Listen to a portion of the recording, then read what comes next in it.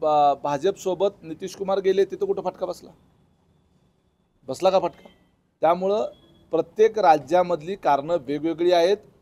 Bharatiya Janata party आमच्यासोबत आली किंवा आम्ही भारतीय जनता पार्टीसोबत गेलो असं या देशातलं अशा पद्धतीचं आघाडीचं पहिलंच उदाहरण होतं का?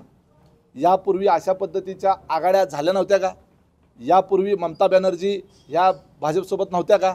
यापूर्वी जॉर्ज फर्नांडिस भाजपसोबत नव्हते का? यापूर्वी फारुख अब्दुल्ला भाजपसोबत नव्हते का? यापूर्वी जयललिता भाजपसोबत नव्हत्या का? यापूर्वी ममता बॅनर्जी सांगितलं ना त्या भाजपसोबत नव्हत्या का? अशी कितीतरी उदाहरणं देता येतील। भारतीय जनता पार्टीसोबत गेल्यामुळं एखाद्या निवडणुकीमध्ये कुठेतरी जय पराजय झाला म्हणून लगेचच त्याचा तर्क त्यांच्यासोबत गेलो म्हणून नुकसान झालं असा काढता येत नाही। त्यांच्यासोबत गेल्यामुळं कदाचित फायदा झाला असंही म्हणता येतं।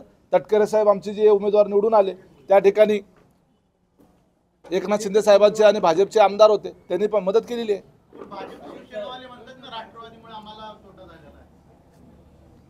ते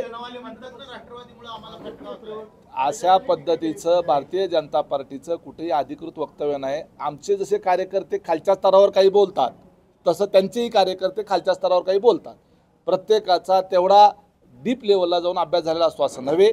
आता जी काही आकडेवारी समोर आली संपूर्ण महाराष्ट्रातली, त्यामधून एक गोष्ट स्पष्ट झाली की भारतीय जनता पार्टीचं जिथं जिथं उमेदवार निवडून आले तिथं तिथं राष्ट्रवादीच्या त्या ठिकाणी असलेल्या ताकदीचा उपयोग त्यांना झालेला आहे। हे आकडेवारीशी निश्चित सिद्ध झालेलं। प्रत्येक वेळेला आम्ही राजकीय जीवनामध्ये काम करतो, निवडणुका लढवतो म्हणजे लोकांच्या मतांच्याकडं आम्ही त्या ठिकाणी पवित्र मत म्हणून पाहत असतो आणि सर्वसामान्य मतदारांना हे सरकार, हे शासन, हे मायबाप सरकार आमच्यासाठी काहीतरी करतंय ही मनापासूनची भावना त्याच्यामध्ये निर्माण होणं आवश्यक असतं।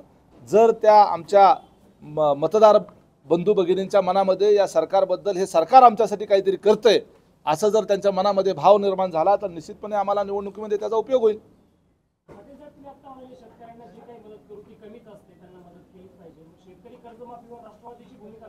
शेतकऱ्यांच्या कर्जमाफीच्या संदर्भामध्ये आतापर्यंतची देशातली सगळ्यात मोठी कर्जमाफी आताच्या आमच्या सरकारनंच केली, 35,000 कोटीची।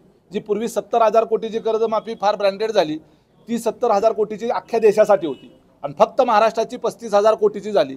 आणि याच्यामध्ये दुसरं अजून विशेष तरतूद केली ती म्हणजे वेळेवर कर्जफेड करणाऱ्यांना प्रोत्साहनपर 50,000 रुपयाचं त्या ठिकाणी देण्याचा निर्णय झाला, ते सुद्धा पैसे दिले आणि आणखी 5,000 कोटीची तरतूद जे राहिले त्यांच्यासाठी केलेली आहे। त्यामुळं शेतकऱ्यांना मदत का करण्याची आवश्यकता असते तर मुद्दा असा आहे की शेतकऱ्याचा जो व्यवसाय आहे शेतीचा हा निसर्गावर आधारित आहे आणि निसर्ग आपल्या हातात नाही आणि आपलं जे आपण अन्नदाता ज्याला म्हणतो ह्या अर्थव्यवस्थेचं चलनवलनच तो जो काही उत्पादन करेल त्याच्यावर अवलंबून आहे।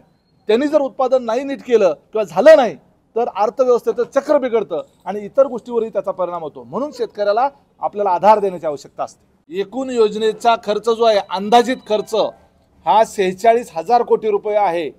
त्यामुळं विरोधी पक्षनेत्यांनी काही आरोप केले या योजनेच्या संदर्भात, त्याच्यामध्ये असं म्हटलं की राज्याच्या तिजोरीवर मोठ्या प्रमाणावर कर्ज असताना ही योजना कशी यशस्वी होणार।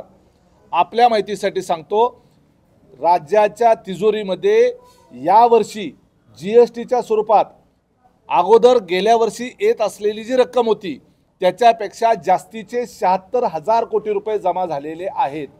अजून 2 महिन्यामध्ये कदाचित अजून 22,000 कोटी वाढतील।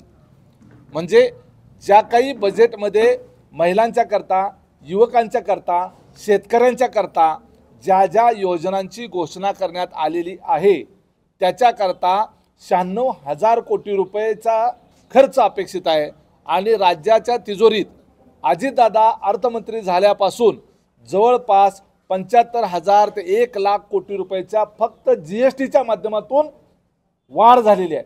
त्यामुळे राज्यावर कुठेतरी आर्थिक संकट येईल या योजनेमुळे असं ज्या पद्धतीने विरोधकांकडून म्हटलं जाते त्याच्यामध्ये कुठलंही तथ्य नाही।